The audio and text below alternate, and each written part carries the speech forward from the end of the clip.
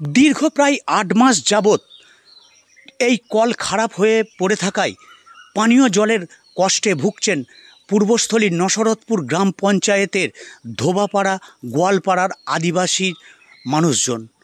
কবে এই কল ঠিক হবে তাও তারা বুঝে উঠতে পারছে না।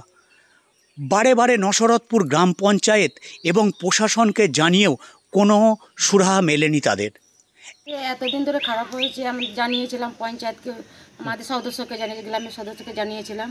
উনি পঞ্চায়েতে জানিয়েছিল, পঞ্চায়েত থেকে এসেছিল মিস্ত্রি, এসে দেখে গেলেন, দেখার পর বললো আমরা এটা সারাতে পারবো না, আপনারা টাকা পয়সা তুলে সারানোর চেষ্টা করুন। আমাদের পঞ্চায়েত কলটা ঠিক করে দিক, আমাদের জল আনতে অনেক দূরে যেতে হয়, আমরা গরিব মানুষ কী করে এত টাকা চাঁদা দিয়ে কলটা ঠিক করব।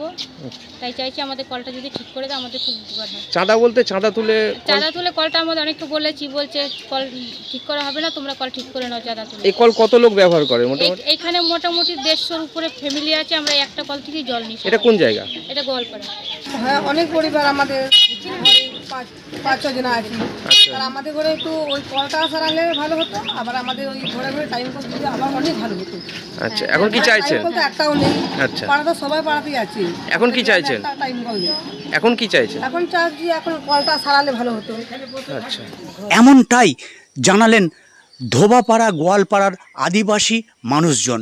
আমরা 8 মাস ধরে জল পাচ্ছি না। আচ্ছা, কলের অবস্থা খুব খারাপ, কলটা খারাপ হয়ে গেছে, অনেক দূর থেকে জল আনতে হচ্ছে, আমাদের বাড়ির বউদেরও অনেক দূর থেকে জল নিয়ে আসতে হচ্ছে।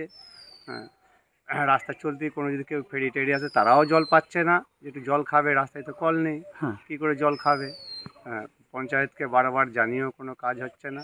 বর্তমানে জল না থাকলে যেটা হয় আর কাকে বলা যাবে।